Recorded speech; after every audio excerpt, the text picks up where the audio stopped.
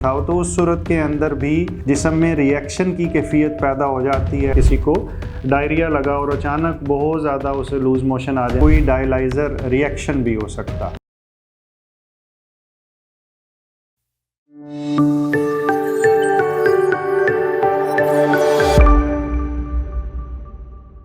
बिस्मिल्लाहिर्रहमानिर्रहीम।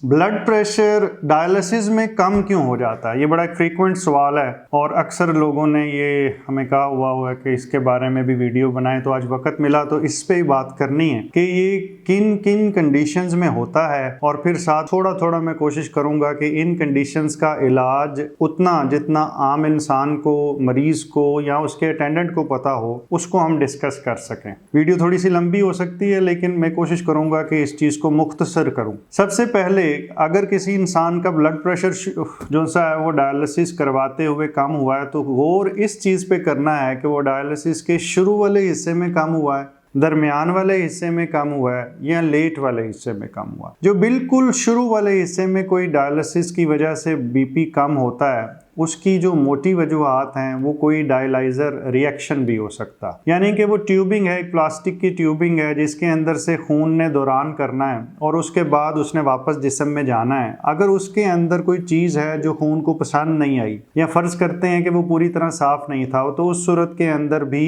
जिस्म में रिएक्शन की कैफियत पैदा हो जाती है, शिवरिंग हो सकती है, बुखार की सी भी कैफियत पैदा हो जाती है और बीपी ड्रॉप भी कर सकता। साथ साथ अमूमी तौर पर ऐसी सिचुएशन में सांस की भी और जिस हाथ पैर नीले पड़ना और इस तरह का प्रॉब्लम भी होता है अगर रिएक्शन वाकई हो। फिर बाज़ इन ट्यूबिंग्स के अंदर रिएक्शन नहीं, रेयरली ऐसा हो सकता है कि कोई डायलिसेट यानी कि पीछे से जो पानी आरओ वाटर में से धुल धुला के आ रहा है वो मुकम्मल तौर पे साफ़ ना हो, या उसके अंदर कोई कंटेमिनेशन साफ़ होने के बाद कहीं से ऐड हो गई हो, और ये भी मुख्तलिफ सेंटर्स में दुनिया में ये मसले देखे गए। फिर इसके बाद अगर फ़र्ज़ करें कि जो नाली डली हुई है, डबल ल्यूमन डली हुई है उस पेशेंट को, उसके अंदर कोई इन्फेक्शन है, तो जब डायलिसिस शुरू होता है तो अमूमी तौर पे अगर ज़्यादा इन्फेक्शन हो तो डायलिसिस अभी शुरू ही होता है तो मरीज़ को सर्दी लगना शुरू हो जाती है, बुखार की कैफियत होती है, बीपी ड्रॉप कर जाता है और डायलिसिस बंद करने की ज़रूरत पड़ जाती। इन चीज़ों का इलाज जो सा ये डॉक्टर्स को सिखाया जा सकता है। इन जनरल इसके बारे में ये बताना मोटी सी बात कि ये किन किन वजूहात से हो सकता है ये तो आम लोगों तक है, लेकिन कौन सा टीका लगाएं, कौन सी दवाई दीजिए, ये शायद मुनासिब नहीं होगा इस तरह की वीडियो में डिस्कस करना, क्योंकि गलत तशखीस से गलत टीका लगे तो वो ख़तरनाक है। दूसरी चीज़, अगर फ़र्ज़ करें कि किसी इंसान का वज़न बहुत बड़ा हुआ है, उसका वज़न जो सा लेट सपोज 70 होना चाहिए था, लेकिन वज़न जो बढ़ गया हुआ है, यूरिन तो आ नहीं रहा होता इन पेशेंट्स को अमूमी तौर पे, या कम होता है, अगर वो लेट डायलिसिस करें या पानी बहुत ज़्यादा पी लिया हो और उसका वज़न 70 की बजाय 76 किलो पे है, तो अब एक डायलिसिस में 6 किलो या 4 किलो या इससे ज़्यादा पानी निकालना बहुत मुश्किल हो जाता। तो अगर वज़न ज़्यादा बढ़ चुका है और उसको डायलिसिस में निकालने की कोशिश की जा रही है, जो 3-3.5 किलो से अगर कोई भी वज़न ज़्यादा है तो उससे बीपी ड्रॉप कर सकता है। बाज़ लोगों का 2 किलो से ज़्यादा वज़न हो और वो निकालने की कोशिश करें तो उससे बीपी ड्रॉप कर सकता है। ये मैं जो बातें कर रहा हूँ ये ज़्यादातर 4 घंटे के डायलिसिस जो हो रहे हैं ये उन पे लागू होती हैं।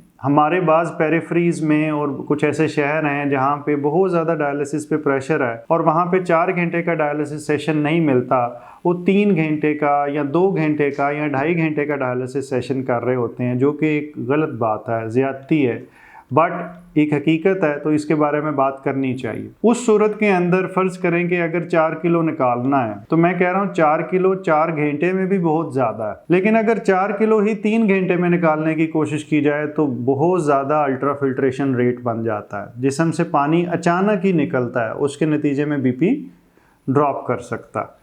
तो इस चीज़ का ख़ास ख्याल रखें कि डायलिसिस के बाद अगले डायलिसिस से आने से पहले आपका वज़न 2 किलो से ज़्यादा ना बढ़ा हुआ हो, और उस सूरत में भी अपना डायलिसिस का सेशन 4 घंटे का रखिए ताकि वो आराम से निकले। अचानक ही जिस्म के अंदर से जब पानी निकलता है तो बिल्कुल इस तरह ही होता है जैसे किसी को डायरिया लगा और अचानक बहुत ज़्यादा उसे लूज़ मोशन आ जाए तो जिस्म कमज़ोर पड़ जाता है, बीपी ड्रॉप कर जाता है। तो एक वजह तो हुई पानी की ज्यादती और एक वजह ये हुई कि थोड़े वक्त में पानी का रिमूवल। अब इन दोनों चीज़ों के अंदर ड्राई वेट का कंसेप्ट लोगों को बताने की ज़रूरत है और मैं कोशिश करूँगा उसकी एक अलग वीडियो बताऊँ ताकि उसके फ़वाइद और उसको यूटिलाइज़ कैसे करना है उसकी बात हो। फिर इसके बाद अगर फ़र्ज़ करें कि किसी मरीज़ का दिल कमज़ोर है और उसका हार्ट जो सा है वही कोई 35% चल रहा है, तो जब वो डायलिसिस शुरू होता है तो बाज़ लोगों का दिल कमज़ोर पड़ जाता है, तो उसकी वजह से भी बीपी ड्रॉप कर जाता है। कुछ लोग हैं ख़ास तौर पे शुगर के हमारे जो मरीज़ हैं उनके असाब मजबूत नहीं होते,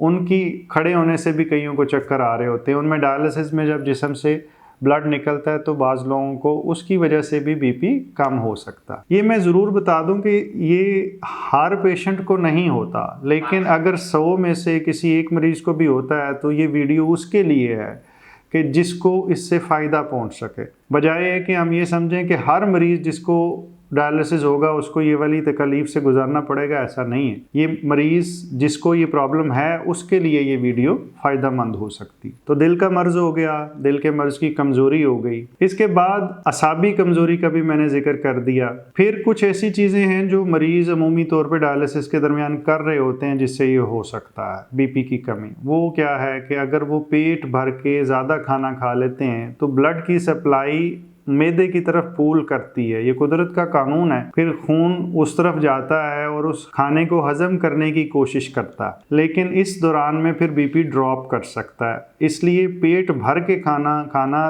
डायलिसिस के दौरान ये एडवाइजेबल नहीं है। आप थोड़ा बहुत खा ज़रूर सकते हैं लेकिन अपने भूख को छोड़ के खाइए। और शुगर के मर्ज़ में जिनका पेट पहले से अफारे का शिकार होता है उनमें ये प्रॉब्लम और भी ज़्यादा होती है। खुदा न खास्ता किसी को दिल का अचानक अटैक भी हो जाए तो उसमें भी बीपी ड्रॉप हो सकता है। तो ये वाली जो सी चीज़ें हैं जो डॉक्टरों से डिस्कस करने वाली हैं, ये भी मैं साथ साथ थोड़ा सा जिक्र साथ करता चलूँ। इसके बाद बीपी कम होने की जो मरीज़ से रिलेटेड वजूहात हैं वो तकरीबन मेरा ख्याल है कि हम डिस्कस कर चुके हैं। अब कुछ अद्वियात से रिलेटेड बात कर लेते हैं। कुछ ऐसी दवाइयाँ इस्तेमाल हो रही होती हैं जिनके साथ बीपी ड्रॉप कर सकता है। इनमें ख़ास तौर पे बीपी की कुछ ऐसी अद्वियात हैं जो डायलिसिस से पहले फिर बंद करनी पड़ती हैं और डायलिसिस की सुबह वो फिर इस्तेमाल करने से मना कर दिया जाता है। वो बहुत सारी किस्म की हो सकती हैं, लेकिन अल्फा ब्लॉकर्स जो सी हैं, जो सी डोक्साइजोसिन, कार्डियोरा और इस तरह की मेडिसिन चल रही होती है, हाइड्रिन चल रही होती है, ये बाज़ का ख़ास तौर पे असाब पे अच्छा असर नहीं डालती और उससे बीपी ड्रॉप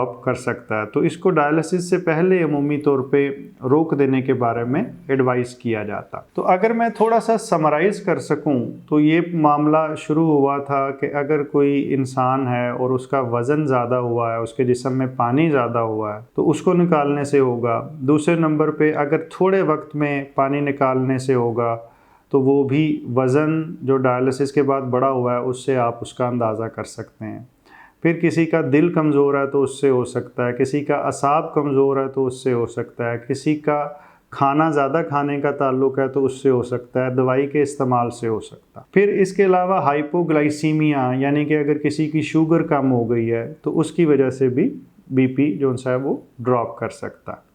इसके अलावा कुछ रेयर कंडीशंस होती हैं जिनका आम लोगों के साथ डिस्कशन कन्फ्यूज़न का बाइस बन सकती है, तो वो चीज़ें मैं डिस्कस अभी इस वीडियो में नहीं करूँगा।